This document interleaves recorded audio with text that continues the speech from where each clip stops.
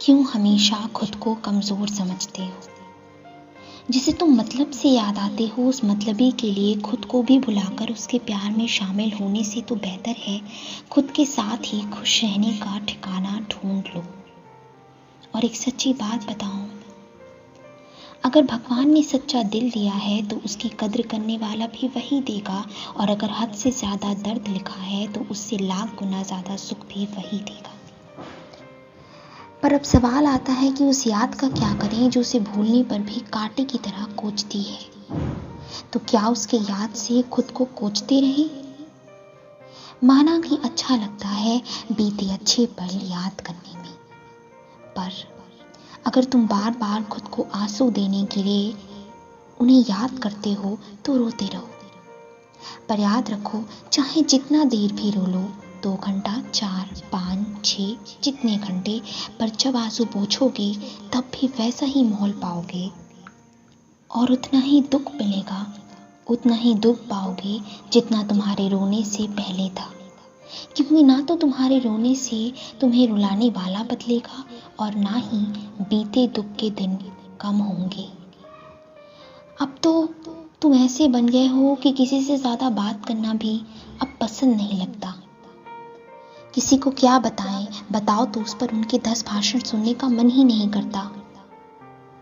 पर अगर मैं कहूं कि तुम इसके काबिल खुद को खुद ही बनाते हो, बुरा लग रहा है ना?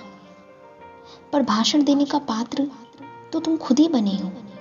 लोग तुम्हें भाषण दे, ऐसा किसने बनाया तुम्हें? क्यों बन गए तुम तरस का पात्र?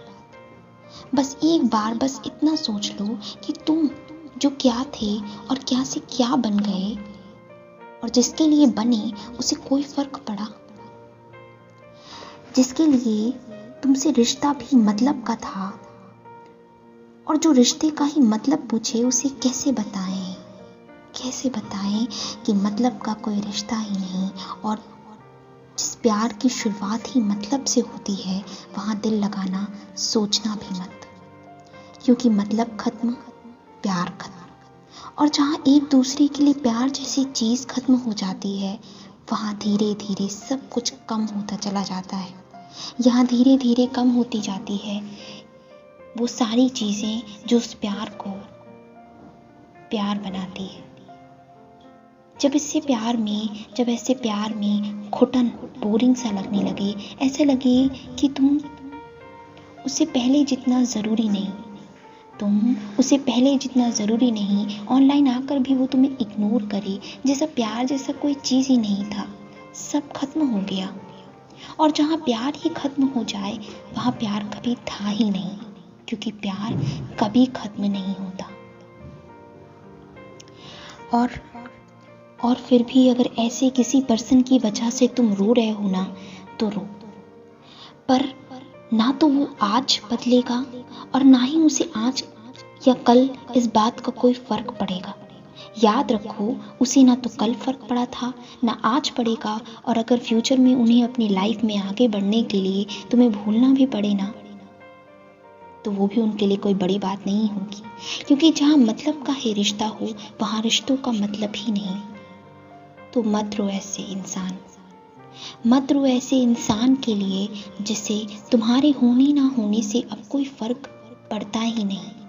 और जहाँ फर्क ही नहीं पड़ता वहाँ शिकायत करने का कोई फायदा नहीं।